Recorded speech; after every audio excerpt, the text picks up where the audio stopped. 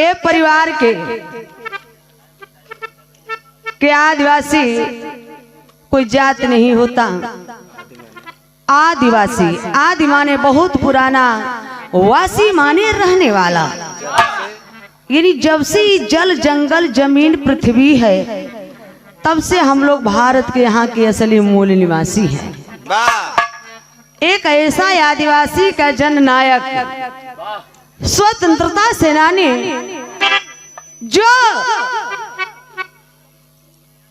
लोकप्रिय नेता, आदिवासियों के हक हिस्सा अधिकार, भगवान देवता कहा जाने वाले बाहरे हमारे पुरखा पुरनिया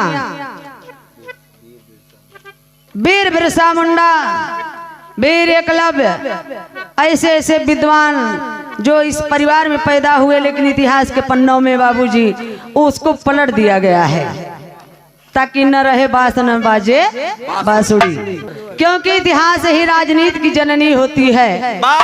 history the mother of politics and movement is the father of politics. जब तक हम आदिवासी मूल निवासी अपना इतिहास नहीं जानेंगे तो कैसे लड़ाई लड़ेंगे अपने हक हिस्सा अधिकार के लिए।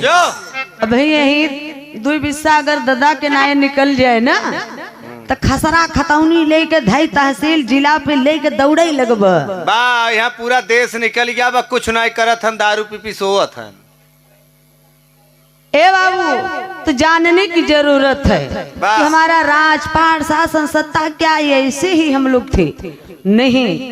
इस भारत देश के हम लोग के पुरखा पुरनिया राजा रजवाड़ा राजा हुआ करते थे। वृतासुर, गयासुर, सम्रासुर, महिषासुर, बाणासुर, कृष्णासुर, महासुर, जिनका नाम बदल के महादेव रखा गया, सम्राट अशोक, चंद्रगुप्त मौर्य, ऐसे ऐसे महान पुरखा पुरनिया हमारे बहुजनों में जन्मे हुए हमारे सभी संत गुरुओं को सत सत नमन करती हूँ। उन वीरों की वृताई के लिए स्वर उठा के द मास्टर, उठा के उठा के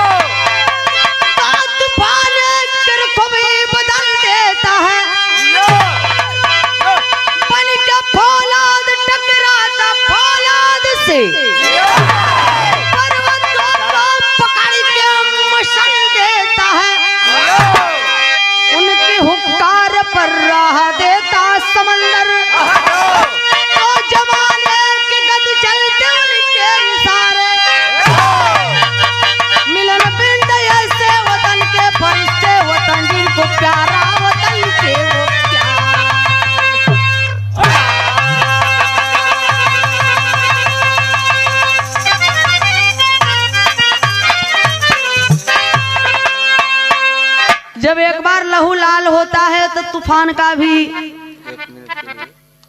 रंग बदल जाता है। एक मिनट के लिए एहर से मान ला कि तूफान और चट्टान, बारे चट्टान कितनो तूफान हवा चली, चट्टान के कुछ पता चली बात हिले न। उनके हुक्कार पर राह देता समंदर। वीरों की वृताई में कवि जी एक लाइन गजल का भाव लिखे हैं मास्टर।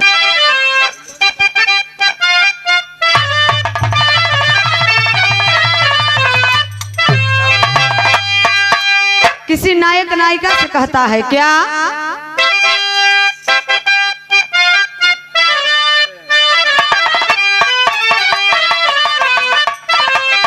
एक पल जो मेरे सीने से,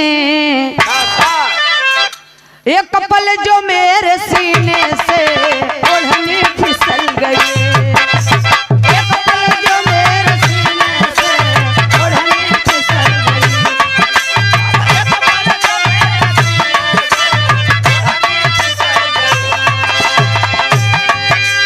एक पल जो मेरे सीने से ओढ़नी फिसल गई,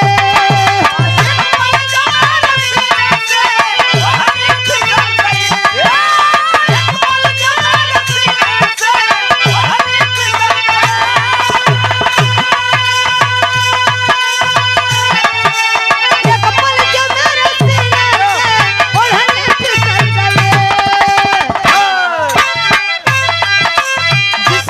नजर पड़ी, इसकी नजर पड़ी तो उसकी नीयत बदल गई, इसकी नजर पड़ी तो उसकी नीयत बदल गई।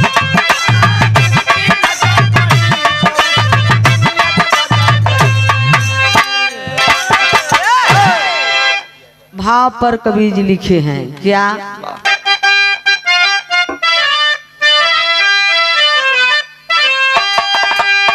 अरे अंग्रेजों ने मेरे देश को, मनवादियों ने देश को बर्बाद कर दिया।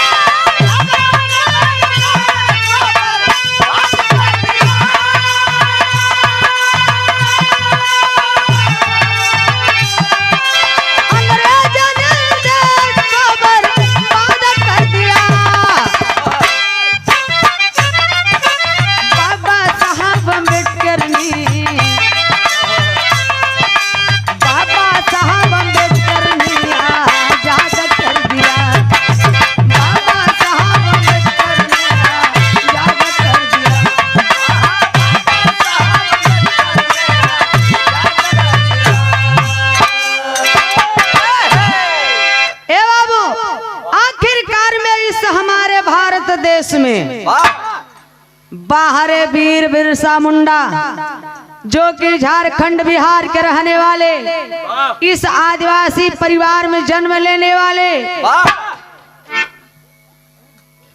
गौर करिएगा, उल गुलान उल गुलान उल गुलान उल गुलान, इसका मतलब क्रांति। पहले दीकू का मतलब जमींदार, साहूकार, आदिवासी का जो जमीन छीन लिया करते थे। अंग्रेजों ने हमारे समाज का, इन आदिवासियों का 3 प्रकार से शोषण करते थे। अंग्रेज टैक्स जमींदार, किसान, गांव के लोगों से लिया करते थे। इतना बड़ा टैक्स, इतना बड़ा अत्याचार अंग्रेज ने मचाया। लड़त लड़त अच्छा सोचा एक बारी अंग्रेज तो बेचारे चला गए, लेकिन कुछ दे के गए नहीं। दे के गए के नहीं आई हमारे भारत के धरती पर हम लोगन के बर्बाद राजपाट ले वही बदे। डच आए, फ्रांसीसी आए, पुर्तगाली आए, हुड़ी आए, शक आए, अंग्रेज आए, मुगल आए, आर्य आए, मतलब ब्राह्मण। आर्य का मतलब बर्बाद करने के लिए आखिरकार में बाबूजी खूंटी जिला उली हतू गांव, पिता सुगना मुंडा, माता कर्मी हतू, जो कि वीर बिरसा मुंडा को जन्म दी माता कर्मी। आदिवासी में बाबूजी जन्म लिए। आखिरकार में बिरसा मुंडा नाम क्यों पड़ा? वो बृहस्पतिवार के दिन जन्म लिए, बेफई के ऐसे वीर बिरसा मुंडा नाम पड़ा। ए बाबू तब देखा है 15 नवंबर 1875 को जन्म भइल बा। हर परिवार में खुशी होत बा, सोहर बधाई लोग गावत बजावत बाटन। कैसे मास्टर? दुल्हन सोहर भाव बा। अच्छा था मेहरारून के कौने समय का चीज निक लागत ह, जेकर जेकर बियाह भइल होई उ अंगुरी पर गिनत रही है जा। अंगुरी पर गिनत रहे कि मेहरारू के कौने समय का चीज बढ़िया लागत है, जेकर नाही बिया बाबा उहो आगामी बदे गिनत रहे। सोहर के भाव मास्टर।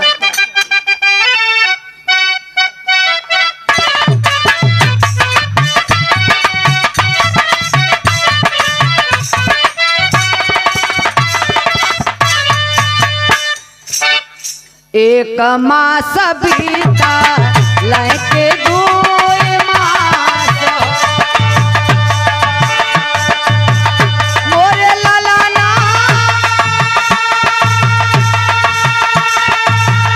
मोरे ललना तीसरे में पाना, वाका बिया दस परिया निकला गया।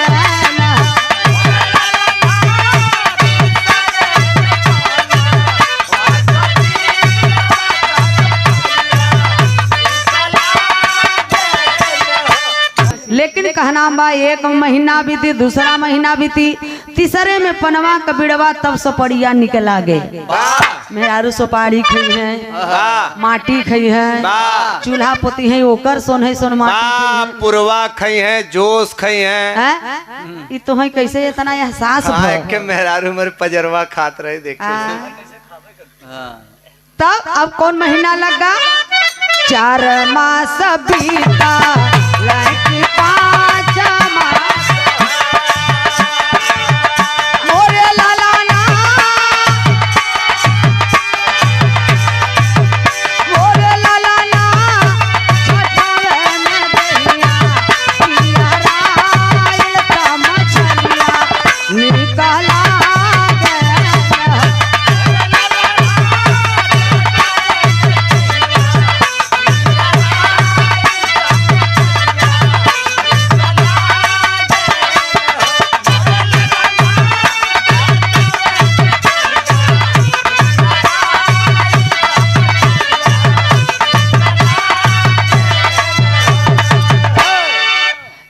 चार महीना बीतल, 5वां बीतल, 6वां बीतल।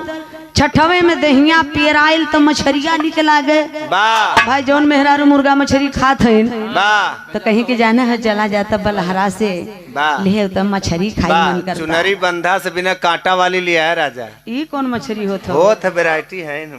कौन महीना लगा? 7 मास बीता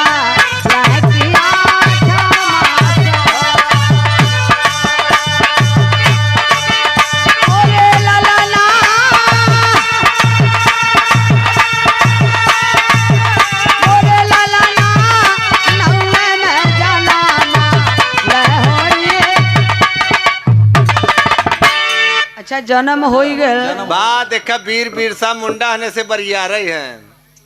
हाँ अच्छा तो ना वीर बिरसा मुंडा भी मोरे ललना नौवे में जाना लाहौरी लावा बड़ा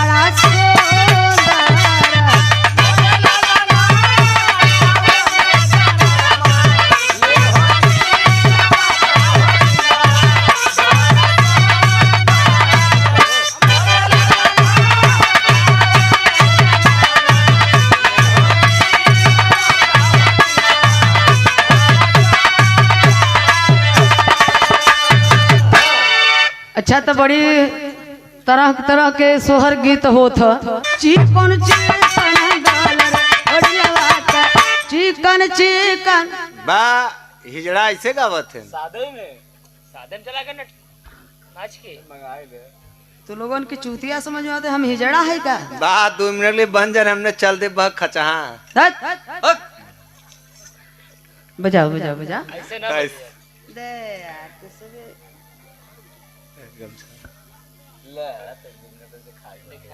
अच्छा तो गर्मी आ जाता तो हिजड़ा उ लोगन को चले के तरीका भाई कुछ अलग होता।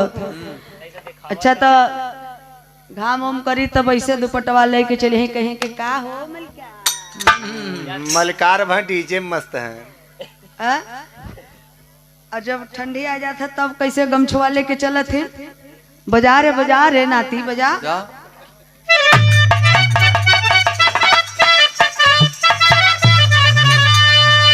हाय हाय हाय अरे भूवर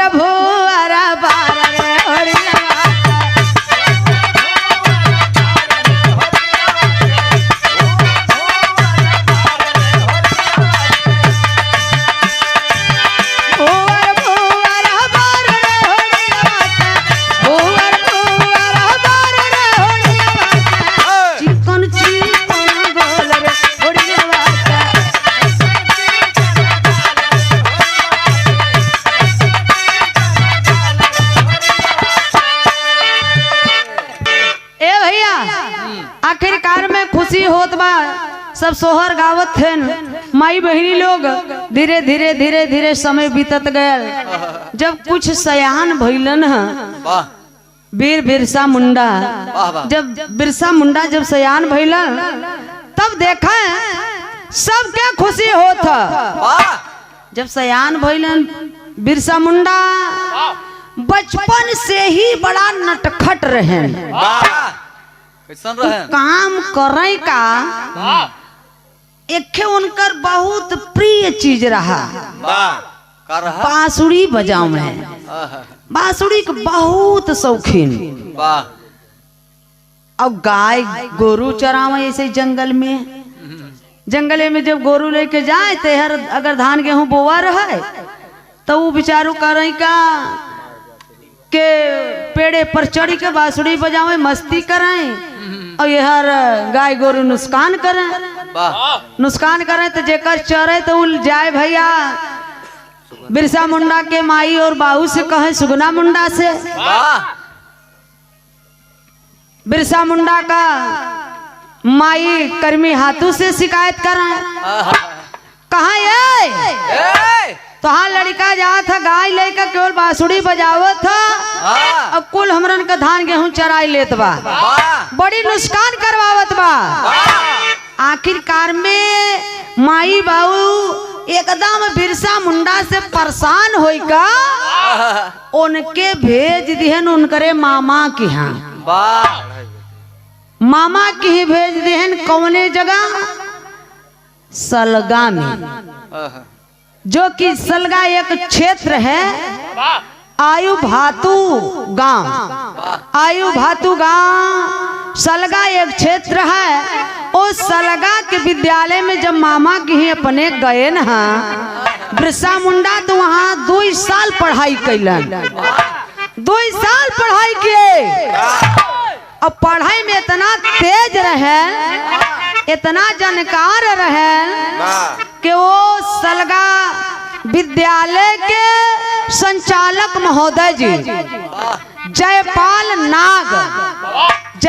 नाग बोले कि बिरसा मुंडा अरे बेटा पढ़ने में तो बहुत सही है, बहुत अच्छा हो। अब बेटा तुम यहाँ से चले जाओ चाय बासा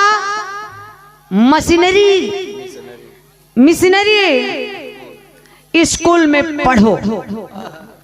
अच्छा तो अपने मामा कहीं से लौट के जब बिरसा मुंडा अइलन ह अपने घरे, जब घरे अइलन धीरे धीरे और उम्र बढ़त बा। उस समय जब घरे आए तो आदिवासियों का जमीन छीन करके बाबूजी मार करके अंग्रेज रेलवे का निर्माण कर रहे थे। जमीन छीन लेते थे, झोपड़ी को हटा देते थे, जला देते थे। ए बाबू जमींदार, जागीरदार, ठेकेदार, साहूकार, बड़े बड़े व्यापारियों इतना बड़ा आदिवासियों पे अत्याचार कर रहे थे बाबूजी। इतने लोगों से लड़ाई लड़ रहे थे उस समय बिरसा मुंडा। आखिरकार में बाबू सुगना मुंडा कलन की बेटा अब तू ये स्कूल में पढ़ेला, चाय बासा स्कूल में भेज दिए। मतलब कोई ईसाई वालन के जैसे मिशनरी स्कूल हुआ करता था उसमें जब भेज दिए चाय बासा में पढ़ाई लगला तो वहाँ अंग्रेज भैया हो पढ़ावे का और में जाए पढ़ाई हर बिरसा मुंडा। जब चाय बासा स्कूल में जाए लगन तो बिरसा मुंडा नमवा हटाई करना बिरसा डेविड रख दिए। बिरसा डेविड रख दिए। अब लगलन पढ़े तो स्कूलिया वो ईसाई धर्म के स्कूली में पढ़ाई का होत बा है और जानकारी लेवई बदे बाबूजी उसमें पढ़ाई कर रहे हैं बिरसा मुंडा। यहाँ के तर्ज लगल मास्टर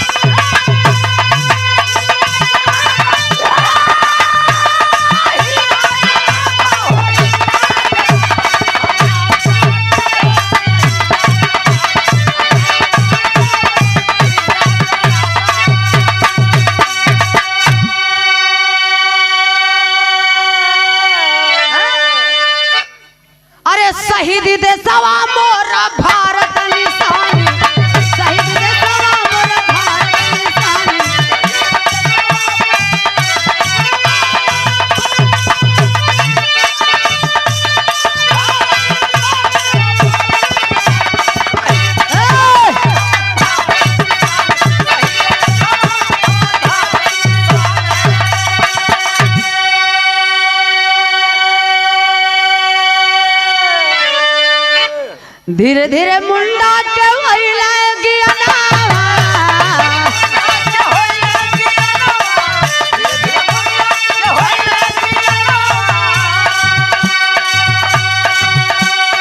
अंग्रेजन का अपमान सहना पिरानावा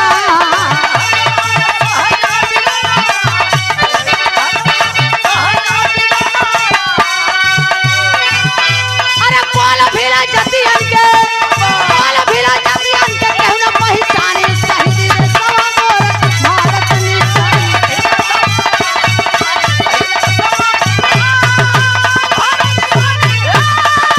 बहादुर जाओ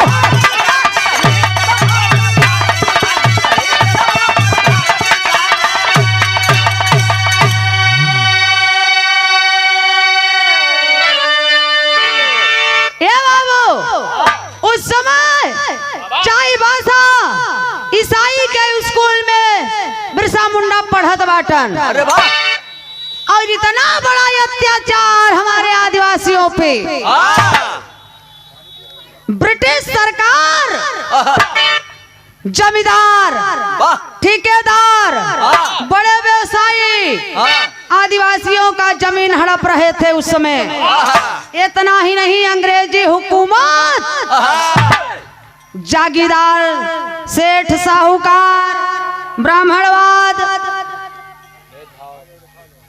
बाबूजी अंग्रेजों का शोषण कर रहे हैं। वाह आदिवासियों का शोषण हो रहा है।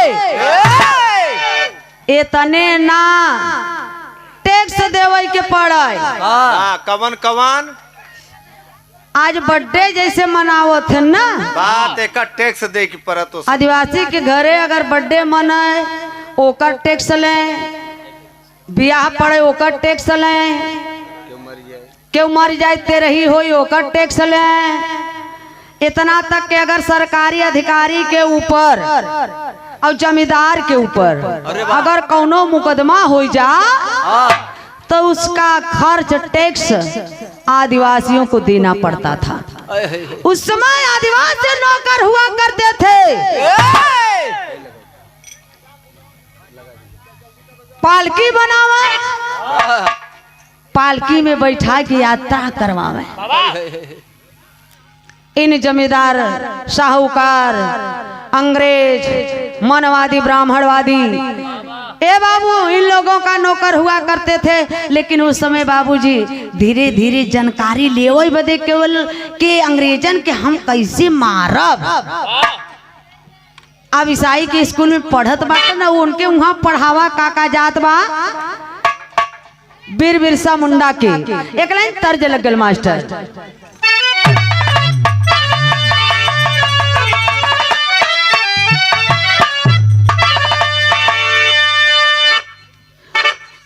अरे बेदा पुराण से गुजारा न होगा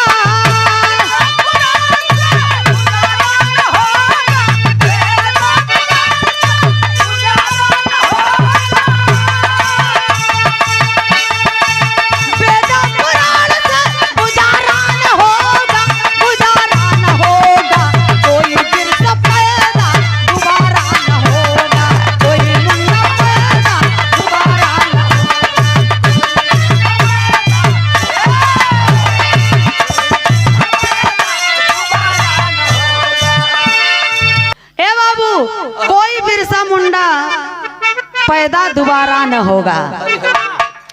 कितनी कम उम्र बा उस समय देखा ईसाई स्कूलिया में पहले पढ़ाया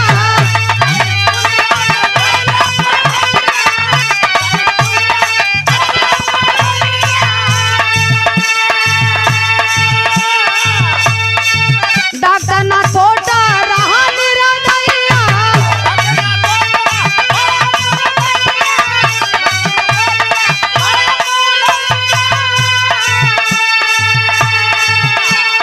बोल भी बिना कोई सहारा न होगा।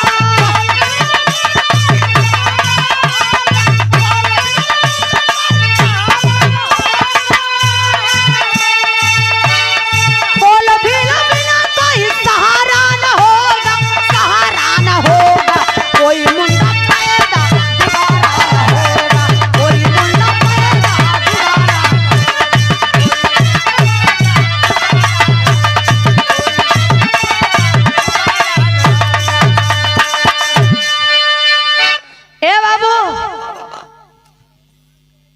डॉक्टर नाथोट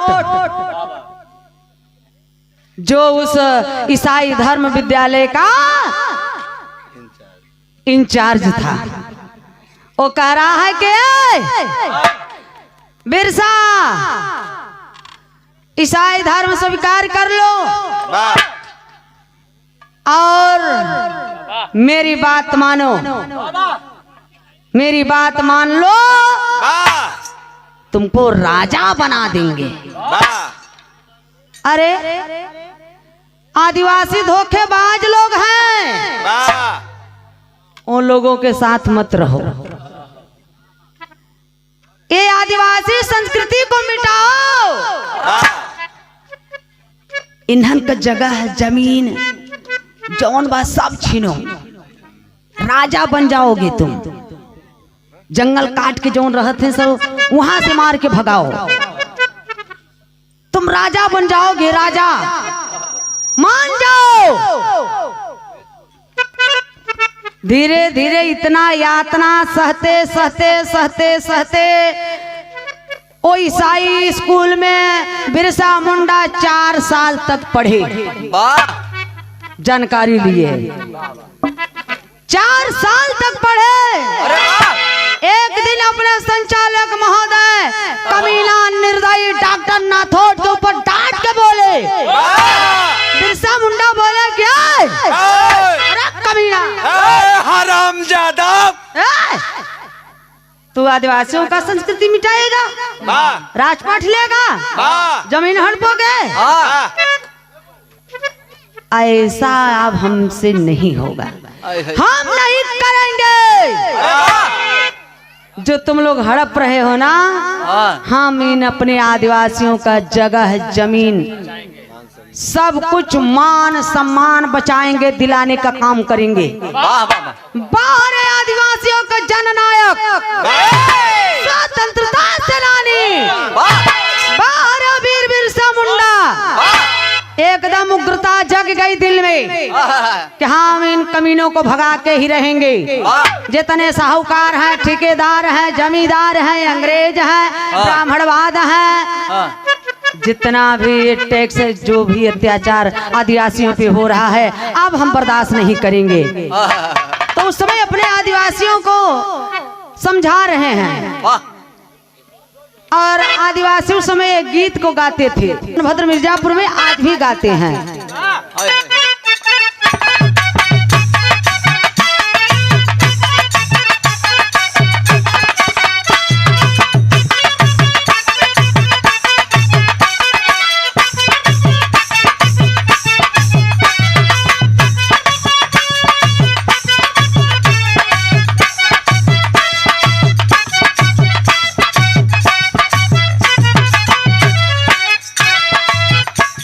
क्या गीत गाते थे? क्या गाते थे?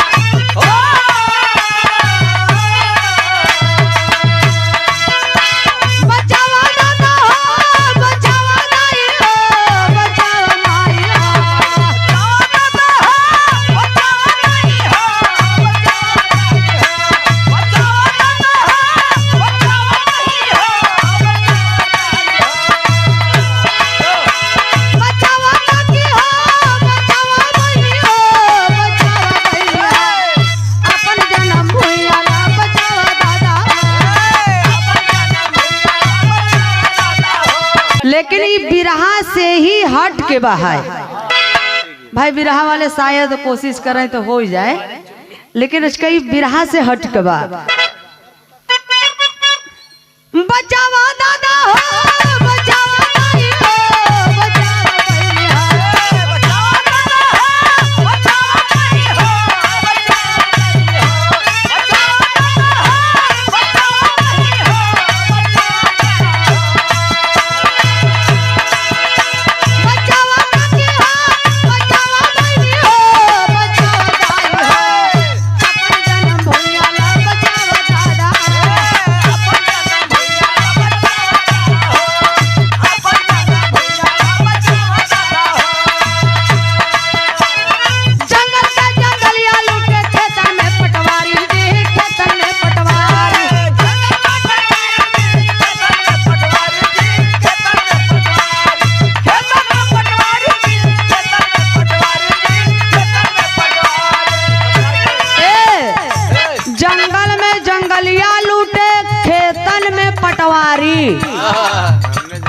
हमने जंगल में रहे वाला हमने कहाँ जाबो, जंगल काट के अगर रहे लगत है या तो जंगल वाला आए कि कहीं मड़ई जराई फूक देता, कहीं मार के भगाई देता, कहीं मार के गोड़ हाथ तोड़ देता, कहीं जान से मार दिया जाता।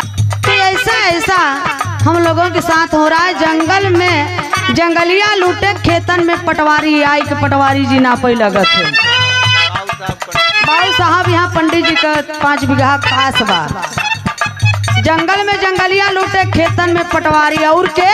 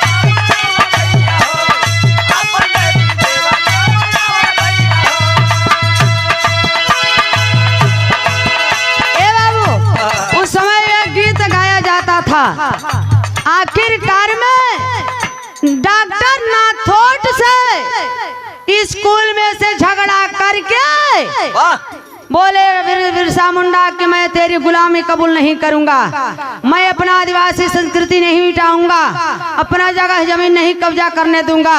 आखिरकार में झगड़ा करके स्कूल से चले आए। जब घरे अइलन हाँ तो समय भैया अकाल पड़ा बा, खाए के कुछ नहीं बा। आयन घरे तो अपने माई से बिरसा मुंडा कथन ये माई भूख लगी बा, अरे कुछ खाना भोजन वोजन देबू। माई कर्मी हाथू कहिन के ए बेटा का बा कि तुहे दे, कुछ नहीं बा, तोहार बाबूजी गवाह हैं, गाय गोरू चरावे जंगल गवाह हैं, कौनो फल फूल ले यही बेटा तक खाई ले है। बेटा खाई। इतनी बड़ी अकाल पड़ी है बाबूजी। आखिरकार में उस समय उस अकाल में माँ की बात सुन करके सोचने लगे बिरसा मुंडा कि भोजन कहाँ से आवे। उस समय जब इखनी जंगल में एक औरत वो गांव में मरी गई, वो गांव में औरत मरी गई तो इन छिप के कुल देखत रहे, ओकरे काने में रहा। आज भी छोड़ देथिन लाश, जब जाए लागत था तब मेहरारू के कहथिन के एक आँख के निशानी रह द मन निकाला बेचारी। हाँ तो गांव में औरत मरी रही, ओकर लाश ले जाए के लोग गाड़ दे रहे जंगल में, और पहले फुकात नहीं रहा वो गाड़ देते रहे। तो चोरी से बिरसा मुंडा देखत रहे। जब गांव वाले वो औरत के गाड़ी के चला गए तब ये धीरे से चोरी से लाश के खन के वो गहना वहना कुल उतार के ले जाए के साहूकार के ही बेच के दाल चाउर पिसान आलू मुरई टमाटर जौन कुछ भी रहा खरीद के ले आए। खरीद के जब ले आए माई के देहन, माई तो बड़ा खुश हुए जी, अरे बेटवा हमारा कहाँ से ले आया, कहाँ से ले आया हलाल। और समय देखा बिरसा मुंडा बतावत नहीं हन, कहत का बहन एक लाइन तर्ज बा मास्टर।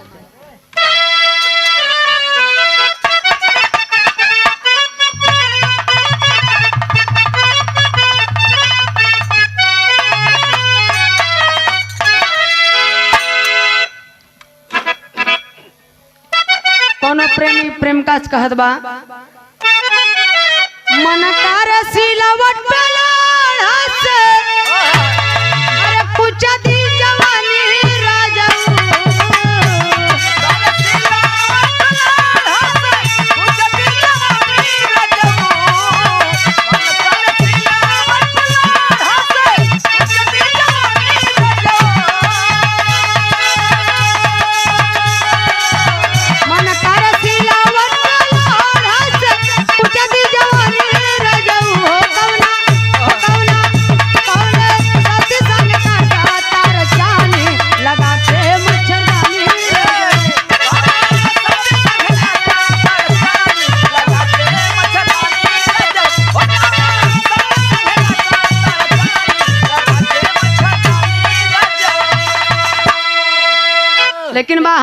निवासी मूल निवासी बेसवा कया साली मूल निवासी बानी मरम नाही जानी भैया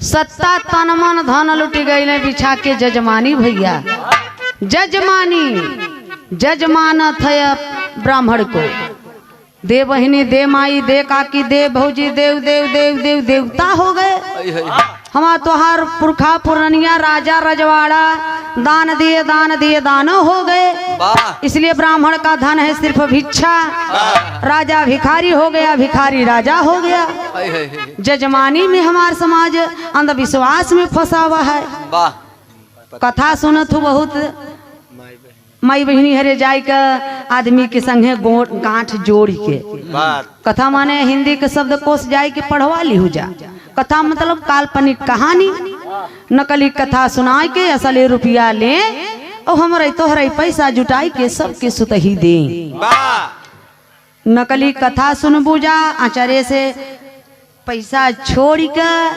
असली रुपया देवे जाबू नकली कथा सुनबू असली रुपया देबू और जाबू आचार्य से गोड़ धरबू वो हत्यारे क यहाँ सरोजवा असली कथा सुनावता एको जने आई के गोड़ धरू जा नहीं हो चाउर लहसुन मरचा टमाटर प्याज धनिया और घी ले आओ अपने अपने घरे से जा भर भर कटोरिया लियावा ए भैया उनको देवता कहते हैं ब्राह्मण थिन यहाँ से लेके चानी तक ललाट पे काहे बदे लगाओ थी सेनूर अपने पति के लंबी उम्र बदे जहिया राजा कपारे पे चढ़ के राज करें अच्छा इतना तो काम बिचारी हरे सही करत थी लेकिन जो दिन भूखी पियासी रही ना वो दिन आई ही ब्राह्मण घरे में तोहरे का यानी कई दिन के सड़ा गंधान गोबर चाहे भेड़ूला ही पड़ा रहा है गौड़ी गणेश बनवाई के पहले से नूर गोबरे पर टिकवई ही पथरा पे टिकवई ही बतावल का हमार बियाह गोबरे से भवा का हमार बियाह पथरा से भवा नहीं हो तो इस अंधविश्वास से दूर रहे इसीलिए तथागत गौतम बुद्ध जी कहे कि जो तर्क न करे वो धर्मांध है और जो तर्क नहीं कर सकता वो मूर्ख है और जो तर्क करने की साहस नहीं रखता वो दास है हम लोगों की जजमानी में शासन सत्ता रोटी कपड़ा मकान कुल छीन गवा इसलिए अब अखिलेश भैया कहे कि भैया शूद्र तो जाग ही गए हम तो यही रही तो बड़ जाति है पटेल है तो बड़ जाति है आई कोल हम शहर पासी धैकार है तन्हे शूद्र हैं शूद्र का मतलब क्या होता है पढ़े लिखे विद्वान लोग बैठे हैं मतलब शूद्र का मतलब जिनके अंदर 4 गुण हो शूद्र का मतलब संरक्षक 4 गुण हो श्रम करने वाला हो पहला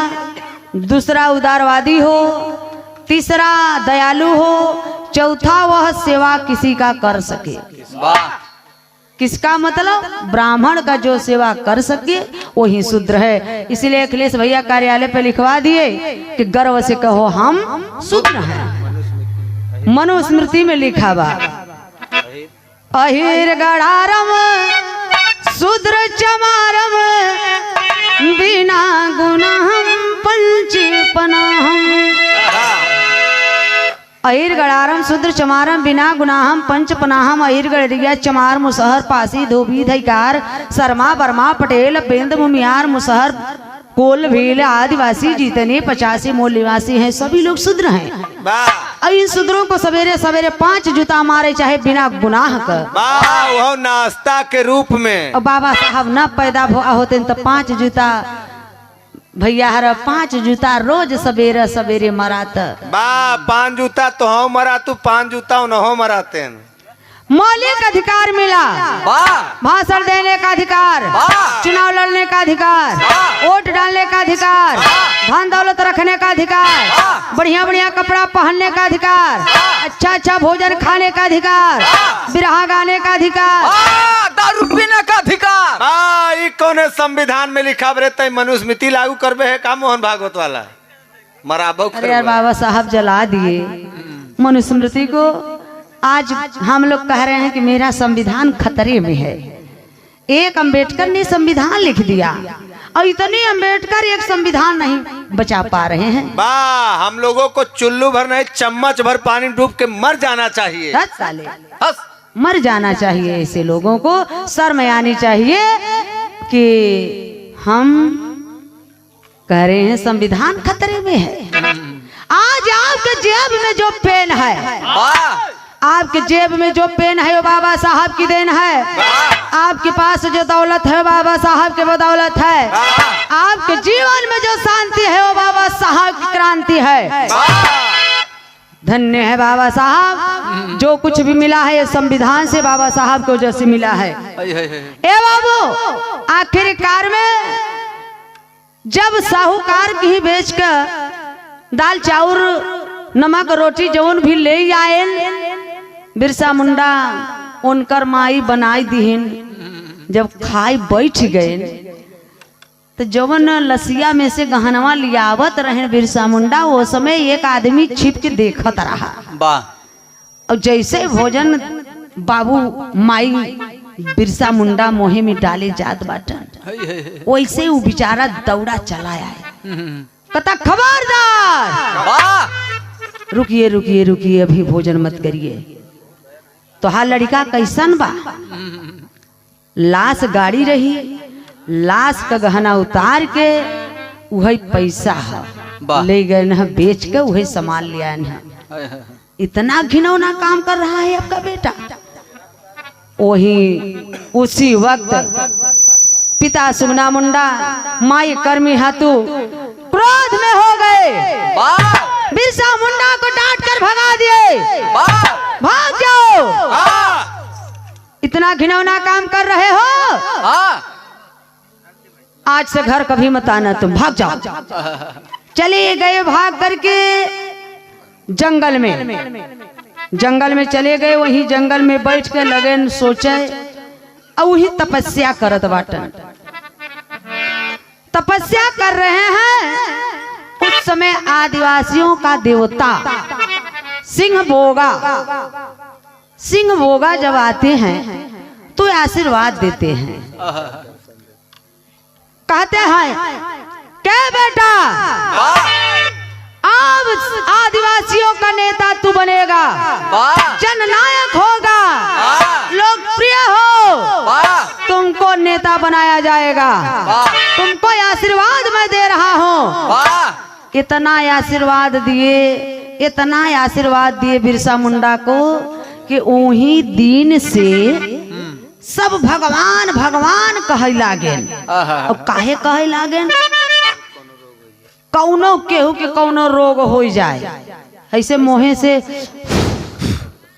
फूक दे तो सही हो जाए। आयुर्वेदिक दवाई दें, उस समय वही जड़ी बूटी वाला दवाई चलत रही, झाड़ फूक कर दें, वो तुरंत सही हो जाए। धीरे धीरे धीरे धीरे बहुत चर्चा बढ़ गई, करी बाप रे बाप। वही दिन से लोग सब भगवान माने लागे। झारखंड में सब भगवान माने लगे, देवता देवता भगवान बिरसा मुंडा कहने लगे। अब धीरे धीरे धीरे धीरे गांव में और शोहरत बढ़ गई। जब शोहरत बढ़ गई बाबूजी, तब अंग्रेजों को पता चला आखिरकार में ये जो आदिवासियों का जाए जो नेता है, जो लड़ाई लड़ रहा है, इसको कैसे पकड़ा जाए। एक दिन अपने गांव के बगल में अपने आदिवासियों को इकट्ठा करके बाबूजी बिरसा मुंडा बतावत रहन, दवाई उवाई देत रहन। धीरे धीरे धीरे धीरे लोकप्रियता बढ़ती चली गई समाज में बिरसा मुंडा का।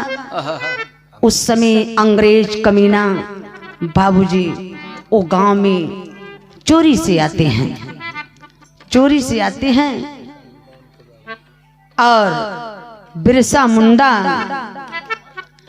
और सुगना मुंडा को, दोनों को बाबूजी 24 अगस्त 1895 को हजारीबाग जेल में ले गए।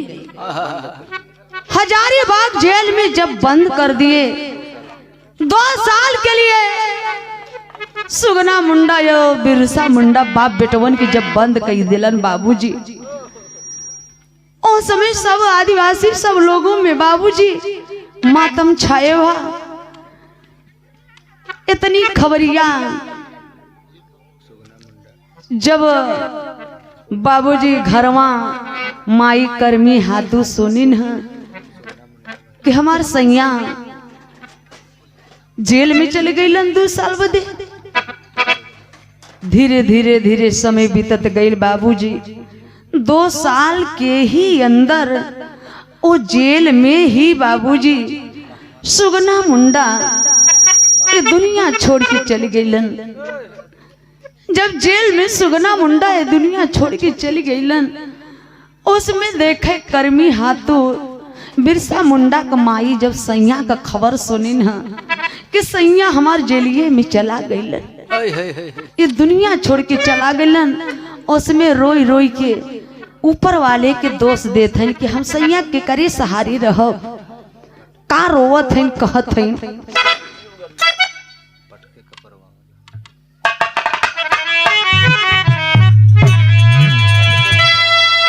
पाई के कबरा दुलाए हाय पटक कपरावा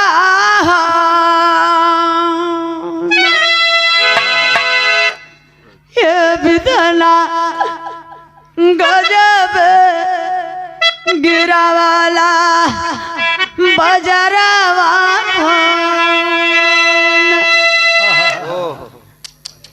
ए बाबू इतने ना माई कर्मी हाथू रोवत है, माई बहिनी चट्ठे जूट के दुआरी पर सब समझाओ थे कि मत रोवा मत रोवा, काहे रोवत हो। बल्टिया का पनिया लिया के मंगिया के सिंदूरवा धो के बाबूजी कलहिया का चूड़िया फोड़ के ये हर पगली बौरहिया देखे कहत का बा गम के सगारावा डूबाल बदरावा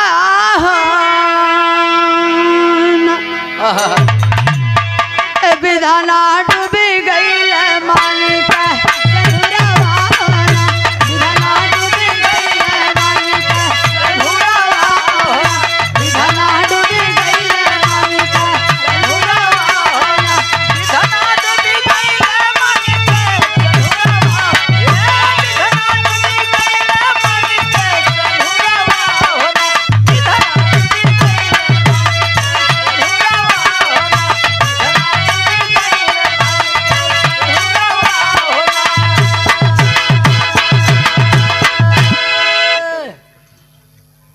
अरे सैया हमके तो छोड़ के चले गईला, हमार लाल बेटवा जेल में तू दुनिया छोड़ के चली गईला, हम के करे सहारे रहबे। कौने आधार जे हर के कर सहारा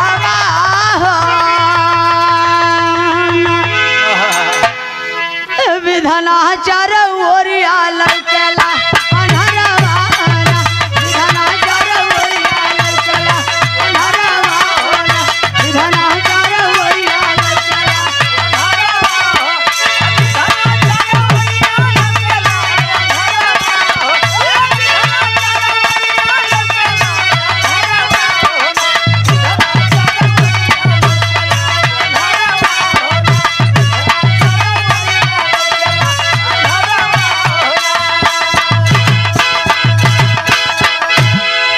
हे बाबू रानी बाबू देखे माई कर्मी हाथू रोवत है।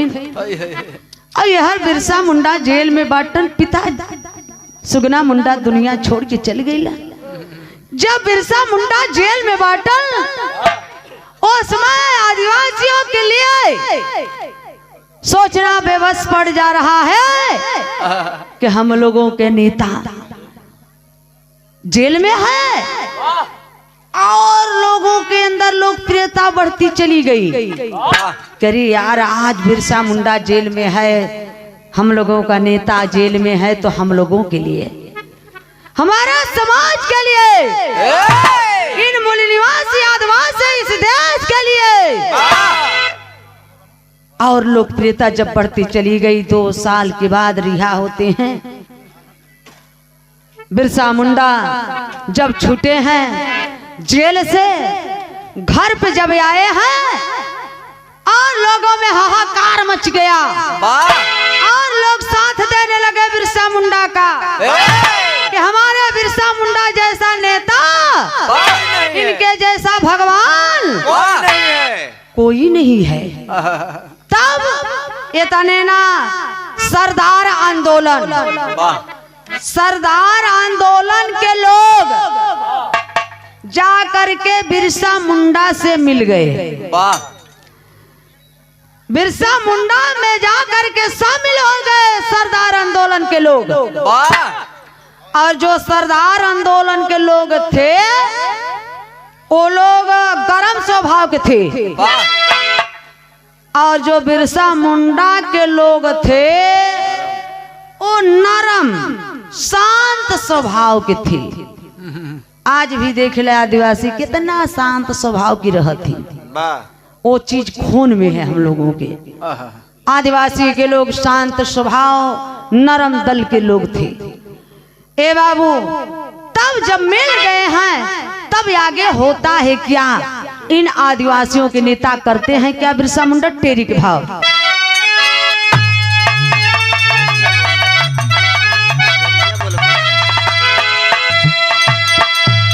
अरे अन्याय अब ना गोरन के चलिए, अन्याय अब ना गोरन के चलिए, मर सकूं तो कहती धरती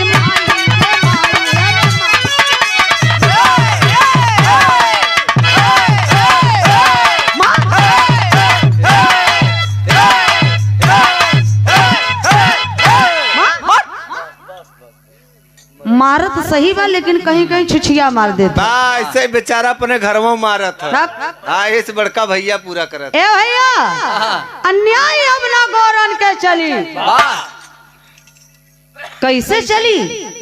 चले ना है। आए आदिवासियों, अन्याय अब ना गौरन की चली। तब देखा है बिरसा मुंडा एक दिन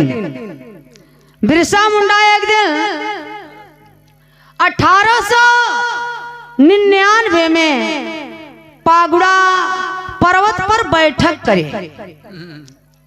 बैठक किए, कम से कम 70,000 आदिवासी लोगों को इकट्ठा किए वो मीटिंग में, और उलगुलान का नारा लगाते हुए, उलगुलान उलगुलान उलगुलान उलगुलान उलगुलान का मतलब क्रांति, रुआ पन्न पन्न करेला।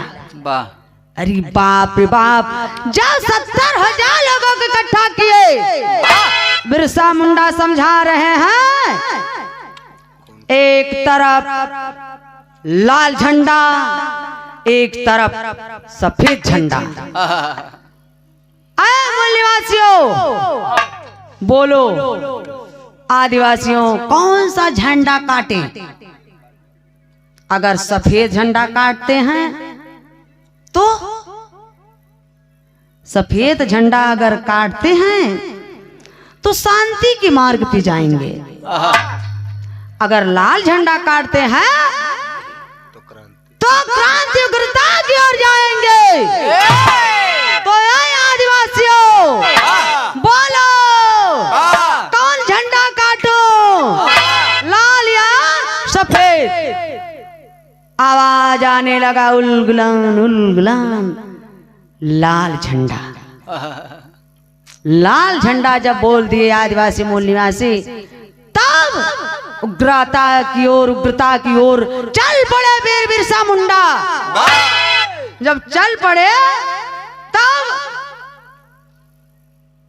एक नारा लगाए, वाह। और नारा झारखंड वाला भाषा में।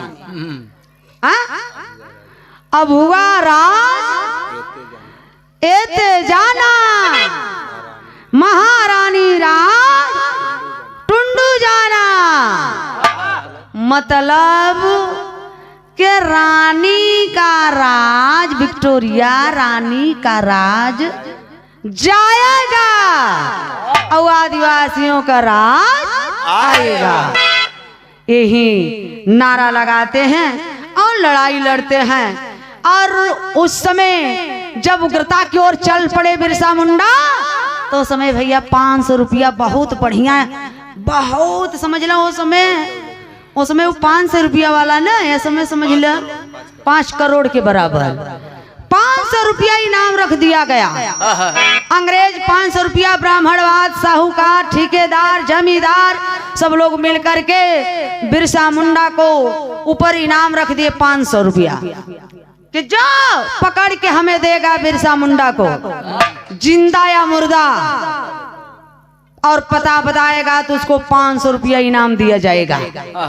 अब सब हैरत बा, अपना भाई, अपना खून, अपना लोग गद्दारी किए, अपन गांव छोड़ के जाए कि जब दूसरे गांव में बिरसा मुंडा छिप के बाटन, ओ समय 500 रुपया के लालच आदिवासी ही अपने नेता को, जो दलाल थे आदिवासी, जो मिला जुला करते थे अंग्रेजों से, ब्राह्मण का जो उनका गुलामी करते थे, वही आदिवासी अपने नेता बिरसा मुंडा को पकड़वा दिए 500 रुपया के लालच।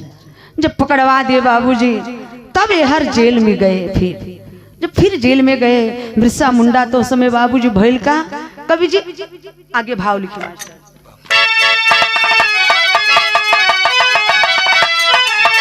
अरे गिरफ्तार कर बांधे सिर खूंखार सार गोरकी वाले, गिरफ्तार कर बांधे सिर खूंखार सार गोरकी वाले, लगे जमोन लंदन का अधिकार सार गोरकी वाले।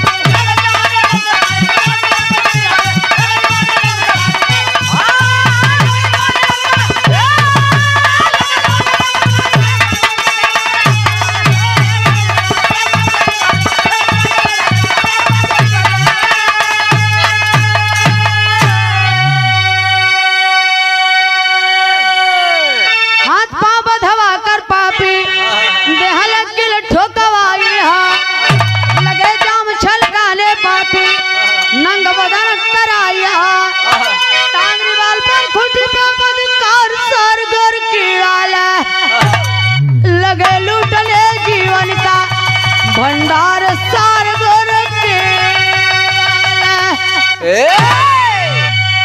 बाहर एक गोरखी अंग्रेज आदिवासी का मुर्गा रहे, बकरा रहे, जब खाए के मन करे अंग्रेज उठाई ले जाए। और जितनी आदिवासियों की बहन बेटियां थी, हवस मिटाने का जब भी मन होता था अंग्रेज तब उठा ले जाते थे। इतना अत्याचार करते थे, इतना अत्याचार करते थे। आज अंग्रेज गिरफ्तार कर लिए बाबूजी, जब बिरसा मुंडा जेल में बाटन, उसमें सब लोग सोचत बाटन। कवि जी आल्हा में भाव लिखे हैं हमारे।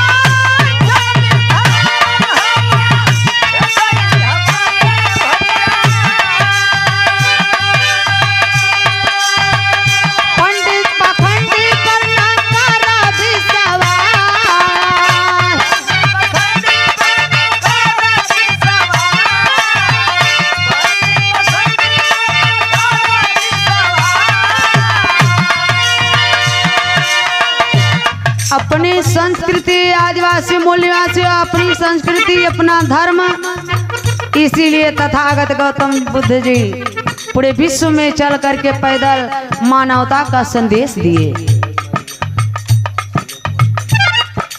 लेकिन देखा जी न तू सब भैया एक हो जाते बाबू।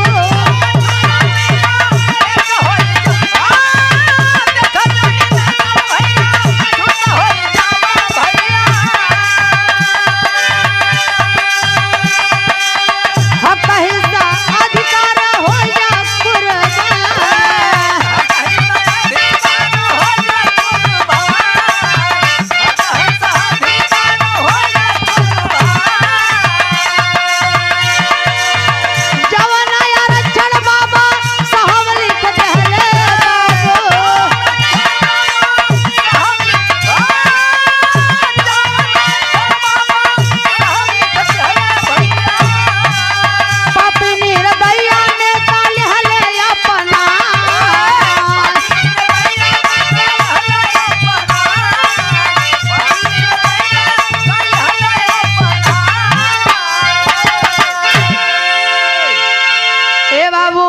बाबा साहब संविधान लिखे, आरक्षण दिए। आखिरकार में जितना संविधान में जो बाबा साहब लिख दिए, अगर जिस दिन हमारे देश का नेता चाहे सांसद हो, चाहे विधायक हो, चाहे प्रधानमंत्री हो, चाहे प्रधान हो, अपने कार्यकाल में जिस दिन लागू कर दे पूर्ण रूप से, उस दिन हमारे देश का तकदीर ही नहीं तस्वीर बदल जाएगा। लेकिन एक होने की जरूरत है।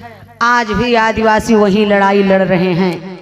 बाबूजी धीरे धीरे धीरे धीरे वो जेल में अंग्रेज, ब्राह्मणवाद, साहूकार, ठेकेदार, बड़े बड़े व्यवसायिकारी सब लोग मिल करके जेल में बाबूजी स्लो पॉइजन जहर दे करके बाबूजी जेल में मार दिए गए। जेल में जब मर गए बिरसा मुंडा, सभी लोग जश्न मना रहे हैं। ब्राह्मणवाद, अंग्रेज सब लोग जश्न मना रहे हैं कि हम लोगों का दुश्मन तो चला गया, रास्ता साफ हो गया। आखिरकार में जेल में से बाबूजी लसिया निर्दयी कमीना इन्हें घर वो नहीं दिला। लाश बाबूजी बिरसा मुंडा का ले जाकर के जेल से जंगल में बाबूजी जला देते हैं। अरे बाप रे बाप, धन्य है 25 साल के ही उम्र में बिरसा मुंडा इतना बड़ा हम लोगों के नेता, आदिवासियों के जननायक, हम लोगों के भगवान, हम लोगों के लोकप्रिय नेता बाहर है बिरसा मुंडा। आज इनको स्वतंत्रता सेनानी कहा जाता है, जो कि बाबूजी पार्लियामेंट के अंदर बिरसा मुंडा का बाबूजी फोटो लगा है, मूर्ति है। और इस भारत भर में इतिहास उठा के देखिए, एक ऐसा ही जगह है बिहार में, झारखंड में, जहां अंग्रेज रेलवे मार्ग का निर्माण कर रहे थे, आदिवासियों को वहां जमीन छीन रहे थे, वहां लड़ाई लड़े। वो जगह पे बाबूजी वो स्टेशन बना, जो कि कोई भी ट्रेन जाती है वहां ट्रेन 2 मिनट के लिए सलामी के लिए जरूर रुकती है ट्रेन, सिर्फ बिरसा मुंडा को सलाम देने के लिए। ऐसे उन बिरसा मुंडा को, ऐसे जवान को, ऐसे स्वतंत्रता सेनानी को सर्वसरगम तहे तहे दिल से मैं सलाम करती हूँ। धन्य है वीर, वीरों की वीरताई की कवि जी आखिरी भाव लिखे, और वही लड़ाई आज भी आदिवासी लड़ रहे हैं। जहाँ देखा आदिवासी जंगल में काट कर रहत बाटन, और वहाँ जंगल वाला बाबू साहब पंडित जी फलाने ठिकाने जाए के कहते हैं हमार कास है, पटवारी जाए के नापे लगता है, हम उस कोल भील है, उस खानदान के हैं, उस परिवार के हैं, आहा, लेकिन फिर भी हम अपने आप को क्या मान रहे हैं कि शूद्र हैं।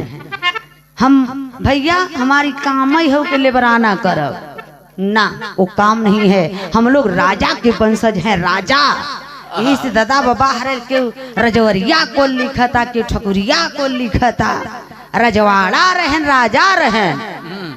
तो सत्य है, धन्य है उन वीरों वीर बिरसा मुंडा को। यहीं से बिरहे का आखिरी लाइन है।